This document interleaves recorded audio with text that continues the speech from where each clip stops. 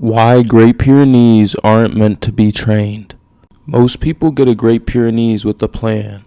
They imagine obedience, recall, commands, a dog that listens, and very quickly they feel like they failed. The dog doesn't come when called, doesn't respond immediately, sometimes ignores them completely. So they do what they've been told to do. They train harder. But the more they try to train a Great Pyrenees, the less the dog seems to work. This isn't a training problem. It's a misunderstanding of what this dog was built to be. When people say training, they usually mean obedience. Sit, stay, heel, recall. Obedience training is built on one assumption, that the human is present, watching, and in control.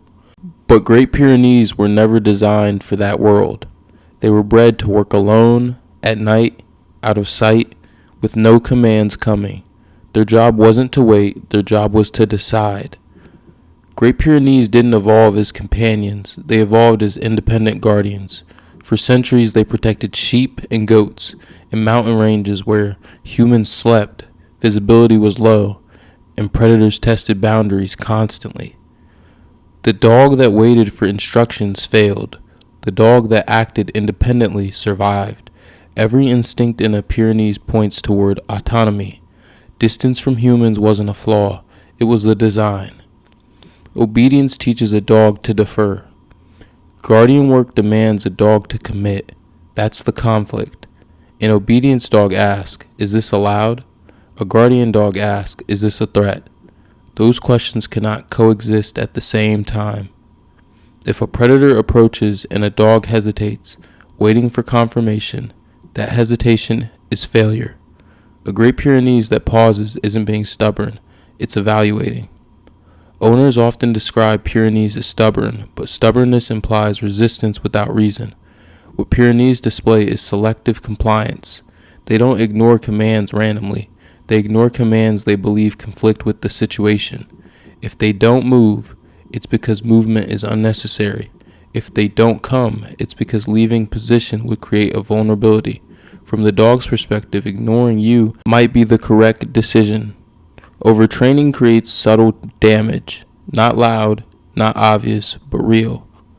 A heavily obedience-trained Pyrenees may check back instead of holding ground, wait for cues instead of acting, abandon perimeter positions, lose confidence when alone.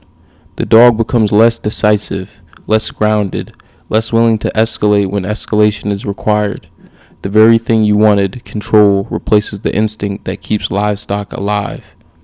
Great Pyrenees don't learn best from commands. They learn from environment, from patterns, from repetition, from territory.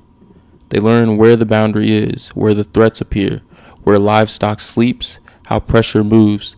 They don't need you narrating. They need exposure. This is not training. This is conditioning.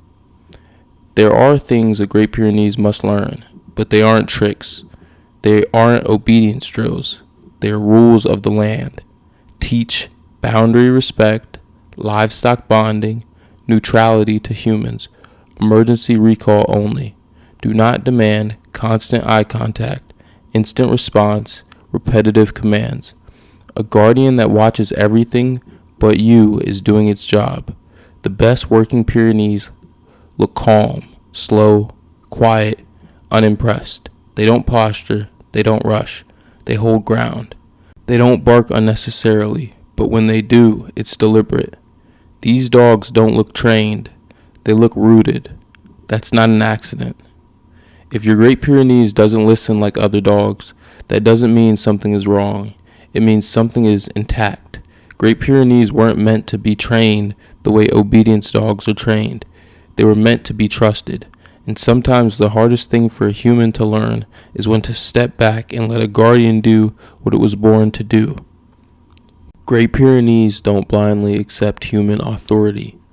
That isn't disrespect, it's discernment. For most breeds, humans are the center of the world. For Great Pyrenees, the territory is. They evaluate who belongs, what changes, what matters in the environment.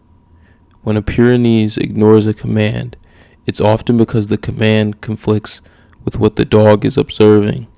From the dog's perspective, you don't have the full picture, and many times that's true. Many dogs are relationship driven. They act to please. Great Pyrenees are responsibility driven. They act to stabilize. They don't seek approval before acting. They seek resolution. This is why praise-based obedience training often feels ineffective. The dog isn't motivated by approval. It's motivated by outcome. Protection is the relationship. Great Pyrenees move slowly on purpose. Speed creates mistakes. Mistakes create vulnerability. Instead of reacting instantly, Pyrenees watch patterns, track pressure, measure intent. What looks like delay is calculation. A fast response is impressive. A correct response is effective. Many owners want control, but guardians don't need control. They need reliability.